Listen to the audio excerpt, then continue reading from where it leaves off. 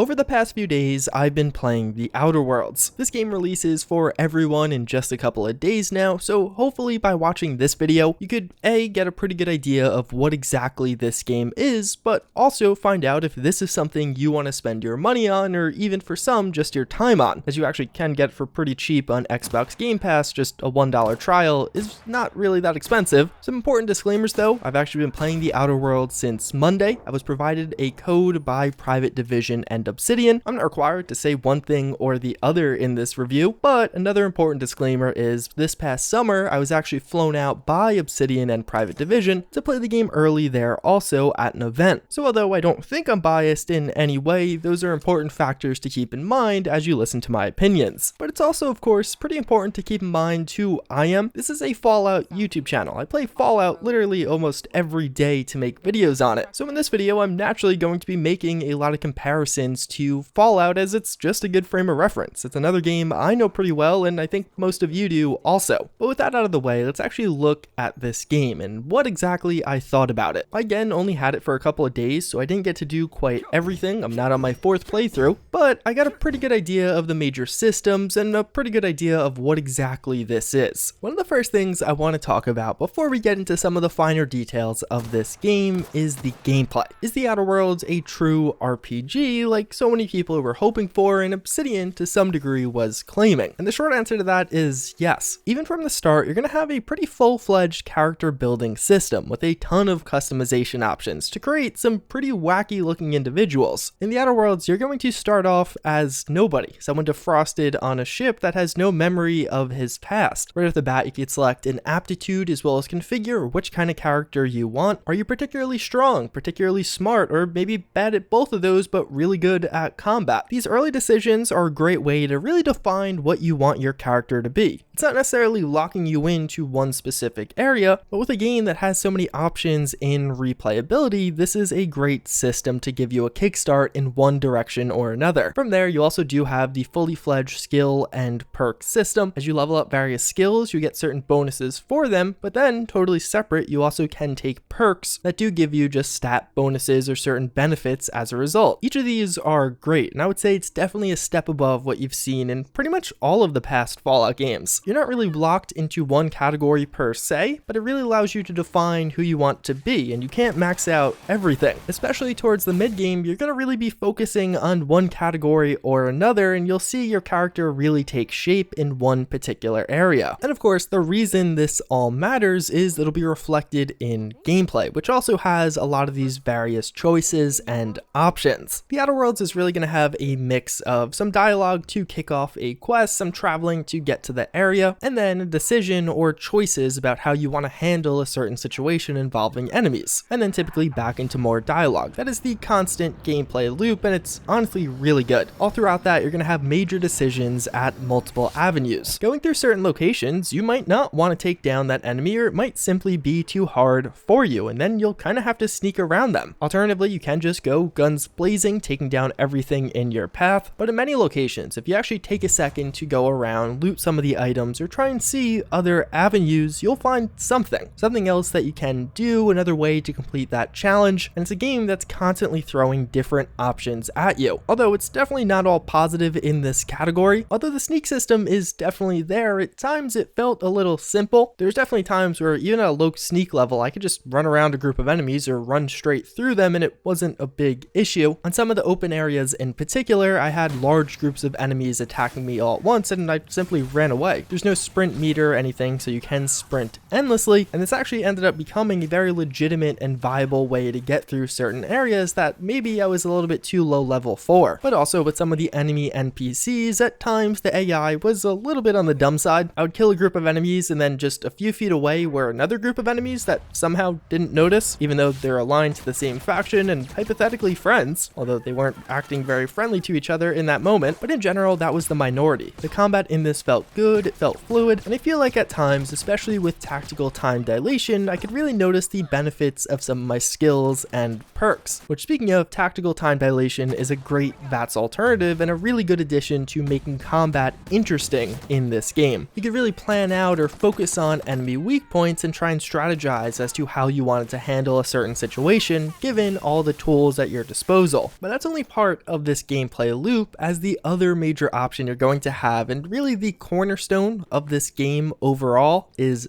dialogue. Dialogue is a massive part of the Outer Worlds, and I would argue probably one of the biggest parts of the game overall, the thing you will spend the most time doing. And for some of you, maybe that won't be a good thing, but for me, I actually loved it. The dialogue system in the Outer Worlds is well fleshed out and interesting. Many times as you're conversing with NPCs, you're going to have a variety of options. And sometimes included with that was a quick, I don't actually care to hear the backstory, just tell me what I have to do next. But when you wanted to learn more, when you wanted to hear more, you oftentimes could, and many times you would actually be rewarded for this. If you spoke in depth with one NPC, you could get additional options for your quest, or with another NPC, you can learn about the backstory, the lore of this world, and actually it was super funny. I found myself laughing at some of the dialogue in this game more so than with many other games, even ones that are trying to be funny. All Spacer's Choice weapons are now 30% less likely to malfunction.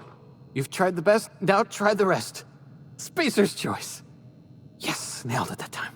Sometimes the bleak reality for some of the citizens of these towns was in a way hilarious. And also there was a real range in the dialogue. You could go from, oh my god, I love what you said, please tell me more, to, alright, I don't really care, just get to the point. I really felt like I always had quite a few different options to express exactly what I was feeling as my character. There were some points where there was only one dialogue option, and that was a bit tedious, but this definitely was in the minority, and the vast majority of the time you had a ton of options that were funny, relied on certain skill checks, or would open up new and additional doors for you. And speaking of which, true choice and consequence is a very real thing in this game. Even at the simplest level, just to kill people. The Outer Worlds is one of those games where you could kill just about everyone. And there were times where I had to do a quest and I was like, I don't really feel like dealing with this guy. I don't want to spend another 5 minutes in dialogue, so I just shot him. And that was that. I could progress the quest that route, and maybe I lost out on some additional options, some extra money, but I just wanted to do that. And it was really nice and satisfying knowing that was always there. Even at some points it was directly in the dialogue that, hey, I'm just gonna attack you. But also through this dialogue and some of the choices you make, the world will be changed. You'll have to make decisions on who you're going to side with, and oftentimes this game made those feel very real, hard to make, and impactful. And one of the things I would say the Outer Worlds did pretty well is oftentimes some of those decisions were gradual. You would start a quest off and see, oh, I think I'm gonna have to choose here later on. But then as you spent some more time getting to know those characters, doing things for them, you had that big choice, who to side with, who to help, or who to betray. And you can see the results of this in the world pretty early on. There's a main quest objective that will have you helping one town or a settlement, and you'll see the results to the people you didn't benefit. Oftentimes in the Outer Worlds, at first glance, I was like, oh, this is a clear good choice and a bad choice, but then sometimes after the deed was done, or even after finding out some other context about that character, I was like, oh wow, he's actually not nearly as good as I thought. And it made things a lot more interesting. It made those decisions a lot harder, and it really was that shades of gray that was described. This wasn't always true. Sometimes it was pretty textbook, am I against the board or am I for the board? But many times throughout this game, I found myself struggling to decide and really seeing pros and cons to either side, or flip-flopping on what I thought initially. So even though I would argue that actually constitutes a very large chunk of what this game is all about and what you're going to spend time doing, there is still a lot more here. With the Outer Worlds being a space game, naturally it'll take you to several distinct and interesting locations. And I gotta say, this is one of the things that surprised me most about this game, just how good it looked at times. This definitely could be a byproduct of me mostly playing Fallouts more so than anything else in this video, but there's numerous times, especially when you find a new town or a new planet, where I was taken aback and I actually looked around and I was like, damn, this actually looks really cool. There aren't a ton of different locations, only a couple of planets and then a few other things like moons, asteroids, or interesting cities, but each of these actually felt pretty distinct and had their own look and feel. Although that probably brings me to what is going to be one of the biggest distinctions between this game and Fallout, and that is that the Outer Worlds isn't a true open world. That in the sense that you're not in one big open world where you could literally run anywhere. The Outer Worlds is basically sectioned off into little areas that you can travel to by your spaceship. So for example, on one planet, there's going to be a variety of different spaceports. So at each spaceport, you'll see a different little world map, and in that world map, you could do or go pretty much anywhere. Sometimes these were fairly small and constrained, but never too small. I always felt like there was a little bit extra that I could explore if I wanted to. Some of these are smaller, some of these are larger, but also worth noting, even though there are several areas you can explore, these aren't all available to you at once. Certain areas are locked behind progression points, with the lore reason being you need a certain nav key to actually gain access to that spaceport, and if you don't have the right requirements for that, then you just can't go there. You'll never see that option. But honestly, I think this is good. With a game like the Outer Worlds having a space focus, going in your ship and traveling from one location to a distinctively different one felt right. And although in a bigger budget sequel, having some of these areas be a little bit bigger might be nice, I don't think I would just want one singular planet. I like the idea of going from one planet to the next and getting to explore different environments. I would say that's actually one of the strong points of this game. It still was effectively an open world once you were in a location. You had pretty much complete freedom there. On the two major planets, Terra 1 and Terra 2, you saw major differences in the culture and people you interacted with, and even within some of the planets, from one town or one location to another. This was well done and cool. It felt like at times there were different ideologies for you to side with, and oftentimes that was reflected in the quest. You would have to make decisions like, hey, do I want to benefit the hippie anti-establishment dudes or the not so hippie, more establishment dudes? And this game does a pretty good job at establishing some of these unique and differing cultures. And although the Outer Worlds actually does have a faction reputation system, it's one of those things that I really question why. It was like they thought they had to check off the box of having this feature included while it not really doing much. You can increase or decrease your reputation with various factions, and although it's a great way to see where you stand, as far as the in-game impacts, it carries very little, really just giving you additional options at some vendors, so I could wear the armor of my specific faction if I wanted to. You could really progress down the rabbit hole of one faction or another and really try and help one out, but large in part, this was done through quests and had very little to do with the overall reputation you had, and even at some points was actually specific to some NPCs, siding with one person or another. Although one other thing that is a major part of this game that I would say is kind of a double-edged sword is actually companions. Companions play a massive role, to the point where if you don't use a companion, I would say you are without a doubt missing out on aspects of the Outer Worlds. They're extremely helpful in combat, they boost some of your stats, there is a whole separate leadership skill tree, and although that is all valuable, companions also play a really big role in story and dialogue. They have the typical things like depth, interest, and their own quests that you can complete, but even further, they'll just know people. If you have a companion and you're doing quests in a given town that they're from, they'll know the people that are giving you the quests and start talking to them, sometimes actually initiating the conversation in general. Also, when you have two companions following you at the same time, they will interact consistently, and sometimes this is actually kind of cool. Like my one engineering focused companion fixed the gun of the other companion, and there was a whole fleshed out dialogue between them that I in no way interacted with. Even after 6 or so hours of using the same two companions, I consistently heard new and interesting voice lines like this. And really the only reason I could see this being a problem is if you wanted to avoid companions, I feel like you would be missing out. There's so many instances of unique dialogue or interesting choices that are added as a result of your companion that I would always want to have one with me. But even further, as you do progress, they get to know each other increasingly well and almost become a happy little family. Although one thing that did get a little annoying, as you play the Outer Worlds, your companions will have special abilities you can unlock from them, this dependent on your own leadership skill. As you use these, they'll enter into a little quick time animation attacking whatever enemy you targeted. After like 5 hours, this gets really old and actually kind of breaks up combat in a substantial way. I would use these abilities initially right when I started combat every single time. So I've probably seen Parvati do her slam like 300 times now, and I just wish I didn't have to see that anymore. I tried looking through the settings, I didn't see an option to disable this. Maybe it's there and I can't find it, but it's certainly something that did get a little bit old after quite a bit of playing. One of the other big aspects of the Outer Worlds is the brands and items to go along with them. You'll find that with basically all of the weapons and armors you pick up, there will be a certain brand name associated with them. To a degree, you'll learn the benefits or cons to some of these brands. And although corporatism is a major theme throughout this game overall, especially in the dialogue and the quests you're completing, I felt like this fell a little short with some of the items in the game. 95% of the time, I was just choosing items based on their stats and my own skills. I would look at the DPS number. If it was the highest, I would use it. There is a wide variety of different and interesting weapons in this game, and there were certain ones I kept coming back to, but it was just one of those aspects that didn't draw me in. And this being despite the fact that initially I actually really planned to focus on this part of my character, but pretty quickly realized it wasn't all that interesting, at least to me. There is a weapon modification system, so you can attach attachments to these, but even that was one of those things I had to constantly remind, oh yeah, I have to go do that, but very rarely kind of look forward to it or really embrace that component. Most of the time, as I was clearing through different areas, I would just loot a weapon, and if it did better damage, I would use that one, without focusing too much on one brand or another. Fortunately, there is a way to keep most of your weapons relevant for the long term. You can pay a certain amount of money in game, and it will level it up, increasing its stats slightly, and you can do this progressively throughout the whole game. But if there's one thing I would say Fallout does distinctively better, it would be the weapon and weapon customization system, especially in Fallout 4. It's just a lot more interesting. Although I gotta admit, some of the design of some of these kind of crazy space weapons was also pretty cool. Outside of the weapons and armors, there's a lot of looting in this game. It's very similar to Fallout or other RPGs where there's a lot of stuff to pick up and search for, and often at times spending those extra few seconds to look around will actually reward you, sometimes with some pretty cool and unique stuff. Although, especially early on, this can get really overwhelming just for the sheer number of different things you'll actually pick up. After just a couple of hours, I had so many different items in my inventory that it was kind of hard to keep track or actually devote time to figuring out what all of them did. This isn't really a downside per se, but more of just an overall observation with this game. There's a lot of miscellaneous items for you to find, little medical things that will benefit you, but when you have literally 20 different options, all of them doing something slightly different, it is really hard to keep track of what is the best one or which one I should be prioritizing. One of the big questions and curiosities going into the release of this game was the length of the Outer Worlds, and I can safely say it's long enough. Talking to other people, looking at some of the reviews that came out yesterday, it seems like you can complete this game in roughly 20 hours and change. So it's a 20 to 25 hours if you are really just focusing down on that main story. But there's definitely got to be a huge asterisk next to that number. In Fallout 4, there was that meme with another settlement needs your help, just because Preston was always asking you that. In the Outer Worlds, I think the equivalent would be, hey, can you do me a favor? I would say with almost every named NPC you encounter and talk to, you'll get a new side quest. Oftentimes, you'll go through some dialogue with them to complete the main quest, and then at the end they'll be like, but actually, hey, could you do me another favor? Or, hey, you're going in that direction anyway, could you do this for me?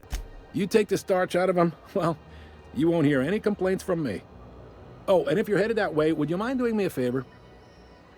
Obviously, we don't have concrete numbers as to how long it would take to complete everything, but even though 20 hours or so for the main story is probably reasonable, it is very likely you will end up doing one side quest or another, especially as some of them are genuinely interesting. I wanted to know what happened with this character I just interacted with to progress the main quest. And one final note, one other thing I noticed from my time with the Outer Worlds thus far, it really feels like one of those games that was done maybe like 3 months ago, and in those 3 months, people are just playing it, refining it. I had a effectively bug-free experience, like literally nothing was bugged out, but also just a lot in the way of quality of life features. Little things that I experienced here or there that oftentimes you would expect a modder to do, or somebody to do after release, not to ship with the game. And of course, one of the best features in this, creatures can't actually open doors. So if you panic and hide in a room, it's not like that snake is gonna break its way in. Although one thing that definitely is worth noting here, as far as performance goes, I was playing this on PC at 1440p with a 2080 Ti,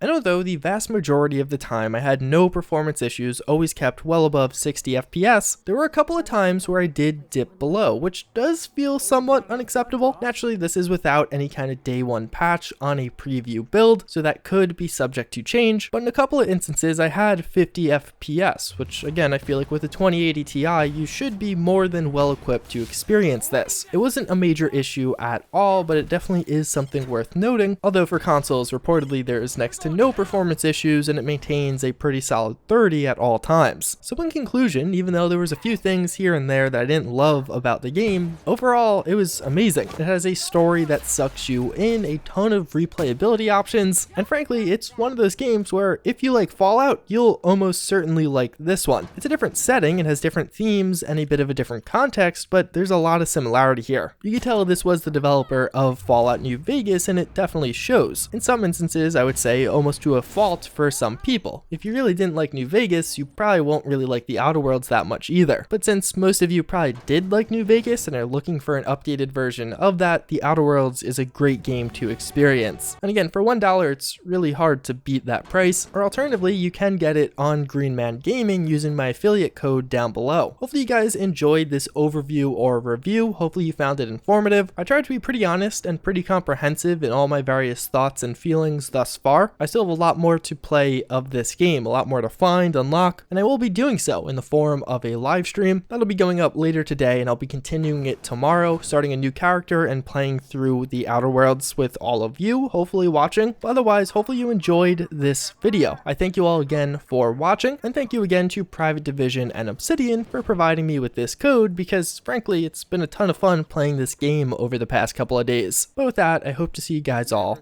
later. Ecstatic at having the walls painted in blood, but seeing as it's not mine, I'd say this calls for a celebration. My compliments on your improvised utilization of the fire.